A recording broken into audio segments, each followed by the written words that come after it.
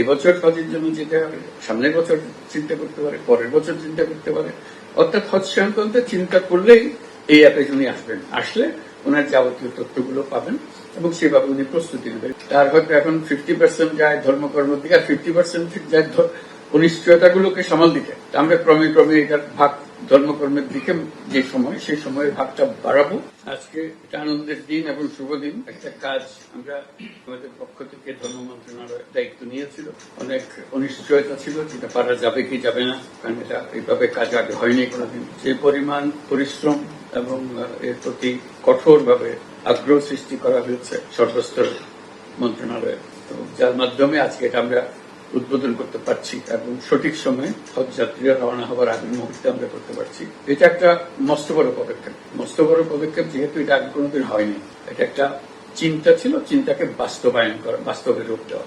নানা ভুলভ্রান্তি হয়, তার মধ্যে সংশোধন হয়েছে। এই সংশোধন করার পরে এটা একদম ব্যবহারযোগ্য অবস্থায় এসছে, যে কারণে আমরা আনন্দ বোধ করছি, উৎসাহিত বোধ করছি যে এটা হজ যাত্রীদের অনেক দুশ্চিন্তা থেকে রক্ষা করবে, তথ্যের অভাব থেকে রক্ষা করবে, সেই তথ্যগুলো সমন্বিত পাবে। তো সেটা লক্ষ্য করে আজকের এই অ্যাপটা তৈরি করা হয়েছে। আমি বলবো এটা প্রথম সংস্করণ।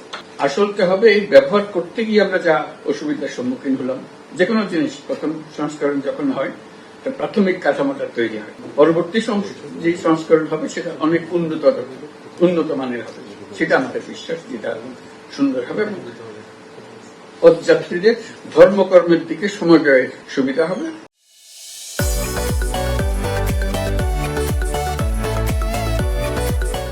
অন্যান্য যাতায়াত ইত্যাদি নিয়ে দুশ্চিন্তা থেকে তাকে মুক্ত করে দেওয়া হবে। পরিবারের সঙ্গে যোগাযোগ, নিজের স্বাস্থ্য সম্বন্ধে অনিশ্চয়তা বা কোনো কি পাবো, কি করব, কোথায় যাব, কি হবে, এই সমস্ত অজানা প্রশ্নের সব জবাব পাওয়া যাবে এর মাধ্যমে। এটাই হলো আসল বিষয়, যে সময়টুকু আছে তার হয়তো এখন 50% যায় ধর্মকর্মের দিকে আর 50% যায় অনিশ্চয়তাগুলোকে সামাল দিতে। আমরা ক্রমে ক্রমে এটার ভাগ ধর্মকর্মের দিকে যে সময়, সেই সময়ের ভাগটা বাড়াবো এবং এই অনিশ্চয়তাগুলোর যে পেছনে যে দুশ্চিন্তা এবং সময় ব্যয় হয়, সেটা থেকে তাদেরকে রক্ষা করবো। এটা হলো মূল লক্ষ্যটা। আর এটা আমরা এবার করেছি যে হজের সময় এটা ব্যবহার হবে, এটাকে চিন্তা করে করা হয়েছে। ভবিষ্যতে যেটা হতে থাকবে, হজের চিন্তা করার শুরুর থেকে এটা হতে হবে। হজে এখনো যাচ্ছি না, কিছু করিনি, কিন্তু হজের ব্যাপারে চিন্তা করছি।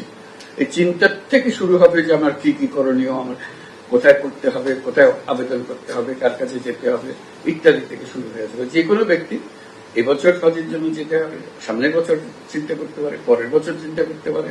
অর্থাৎ হজ সংক্রান্ত চিন্তা করলেই এই অ্যাপে উনি আসবেন, আসলে ওনার যাবতীয় তথ্যগুলো পাবেন এবং সেভাবে উনি প্রস্তুতি নেবেন। আত্মবিশ্বাসটা গড়ে তোলা এবং সে এবং পরিবারের সদস্যরাও মনে করবে যে হ্যাঁ, ওনাকে যেতে দেওয়াটা নিরাপদ হবে। এটা যেহেতু অ্যাপের মাধ্যমে আমরা সার্বক্ষণিকভাবে তার সঙ্গে যুক্ত আছি, সেটাকে নিশ্চিত করা, এটাকে ইমপ্রুভ করা, দ্বিতীয় সংস্করণ ইত্যাদির দিকে চলে যাওয়ার, তার জন্য যাবতীয় তথ্যগুলো সংগ্রহ করতে থাকা, এটা একটা বিষয়।